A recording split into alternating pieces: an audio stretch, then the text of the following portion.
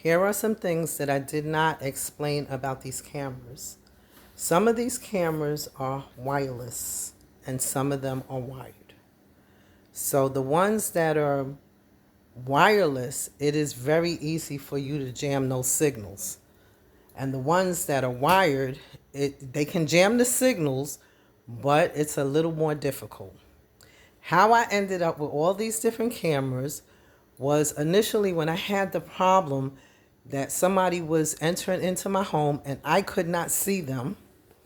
What I had done was I had got in contact with some of my friends that had worked for the police department in another state.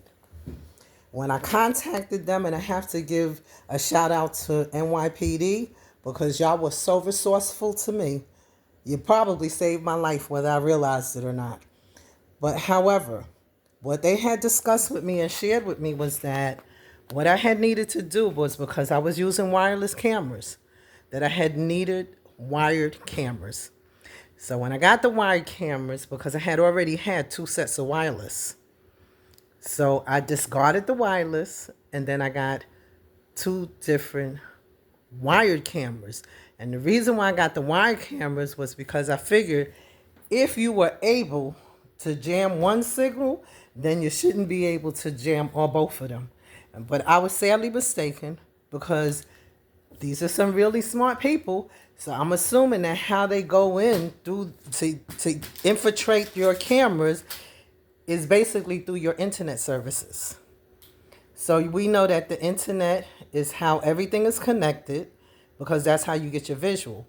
So if they're able to go through the internet, then yeah, they will be able to get in. Now, which is a different topic, is I had so much violation that was going on here in my house that it had got to the point where this had became my sleeping quarters. So I would sleep right here on this sofa. This is where I would sleep, right here. Make sure I got it. Right here, this is the sofa that I would sleep on. And I would sleep under this camera. So I had the camera basically, well, I'm not really good at this right now, but let me see if I can get it. There we go. Here's the camera right here. So I would sleep underneath this camera on the sofa, making sure that the sofa can see me sleeping. And the reason why I did that was because I would go to sleep at night in my bed, and when I wake up, whatever I slept in, whether or not it was a pajamas or a shirt, it would be turned on backwards.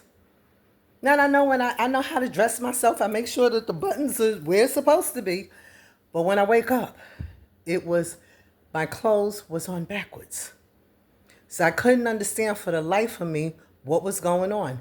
Well, what my camera had caught one night was I went to sleep, and I just so happened, I never really will play back, but this particular day when I got up, I played back to see what was going on at night. Only thing I could see was my fists. I was laying down sleeping, and I'm literally fighting, and it was like I was fighting air. There was nobody there, but you see me fighting, that I'm in a fight. That kind of scared the life out of me for more than one reason, because I have multiple pictures from different days that I would wake up and I got these bruises all over my body. And I'm wondering, where are these bruises coming from? I took photos and I was literally trying to upload them so that everybody can get a timeline and you can actually see the fight that I was in. So it was like I was fighting some sort of poltergeist, in which we know that it was not, because it was actually physical. Because I remember one night I was in here upstairs in my bed sleep, not even sleeping. I was upstairs because, watching TV or whatever. And I heard the noise. And when I heard the noise downstairs, what I did was I set off the alarms. Because even though the camera may not pick up whoever's in your house, one of the features on basically all of these cameras is that it has an alarm system. And when you set that alarm system off, what that alarm system will do is that whoever's in here, they going to want to run out because they don't know whether or not you're coming out shooting, how you come in, how anybody is going to come out. So when they heard the alarm, they left. And so like I said, I'm still trying to figure out how are they able to get in, because I figure I locked everything up and it's like they sitting back laughing. But one thing I learned from construction, I don't care who builds what, there's always a way to get in your house. So there's a way to get in your house that you have not figured out yet. You can ask any contractor and they can validate what I'm saying because I worked in construction.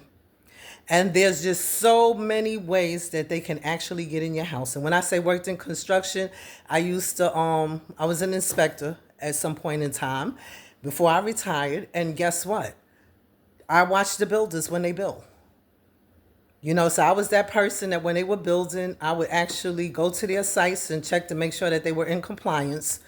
And you get to learn a lot. And so, yeah, talking to the contractors, they'll let you know that when they build these houses, oh, sure, there's a way that you can get in. And so getting back to the fights that I was busy having while I was sleeping, and that was only because I was in here by myself.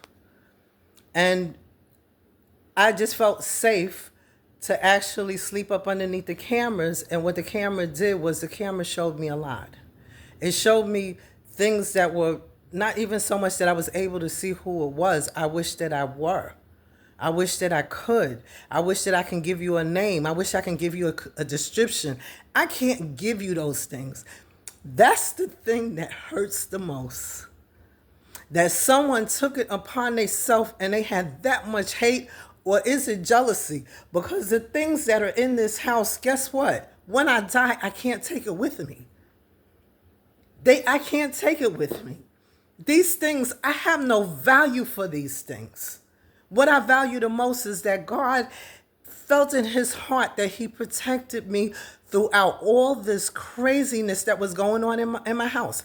I have to thank Dr. Brown. I have to thank Olivia.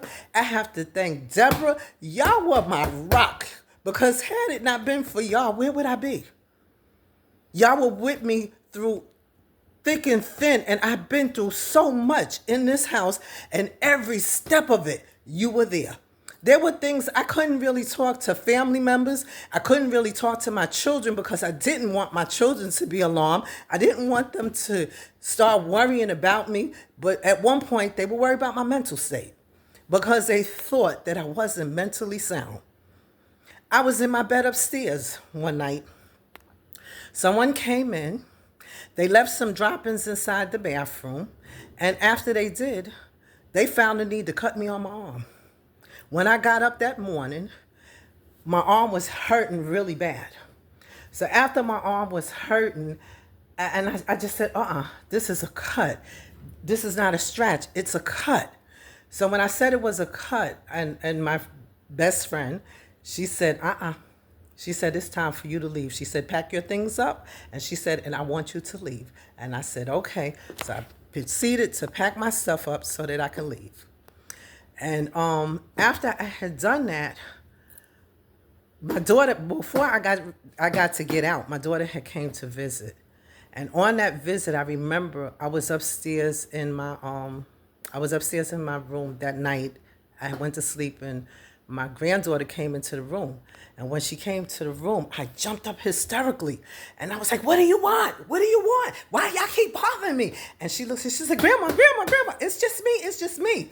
And then I looked and I felt so bad because I know that I had scared her. But then she also knew that something that was going on here, that it wasn't right. And the one thing I didn't want to do is I'm very protective when it comes to people I love. I will protect them to the bitter end. I did not want her to know that anything was going on over here. I didn't want my children to know that anything was going over here. I wanted everybody to know that I can take care of me, and which I did. I took care of me because guess what? At night, do you know how I slept? When I went to sleep at night, I asked God if he would just allow me to please just be his footstool for the night. rest his feet on me so that I can be comforted. That's how I slept. So I'm a praying person. And so for the person who decided that they wanted to turn my life inside out, I want you to know that I have you in prayer. I want you to know that I still love you, and I don't know who you are, but I love you because God tells us to love our enemy as we love ourselves, because he loves us so much. And that's why I truly believe that he's using me, because he knows my spirit. I have that warrior spirit that, guess what? I will not fall. I will be right here. And you know something? What you do to the flesh, you can't do to my soul, because my soul belongs to the Lord. So I just need to put that out there, that, if you're going through something, please don't allow it to get the better of you, because you will persevere. You will persevere. You will survive this, and you will be okay, because I'm a survivor. And so, like I said, there was a lot of things that have occurred here. There were some things that I won't even talk about. I won't even talk about it because it's just that horrific. But I'll tell you that this much: I'm in this place, and I'm in here alone. Not alone physically. I mean, physically, I'm alone, but not spiritually. Because the one thing is the God I serve, he is with me always. And I will never, ever forget that. So I'm just letting you know, if you're going through something, it's only going to be for a short time, because the person responsible for this, guess what? I keep saying, you're going to go down. And when you do, you're going to hit real hard. Because it's amazing how when I open up my door and I go outside, I have all these cars that just comes from out of nowhere. But don't worry, because I'm going to give you a little taste of that too. That's it for now. I'll be back.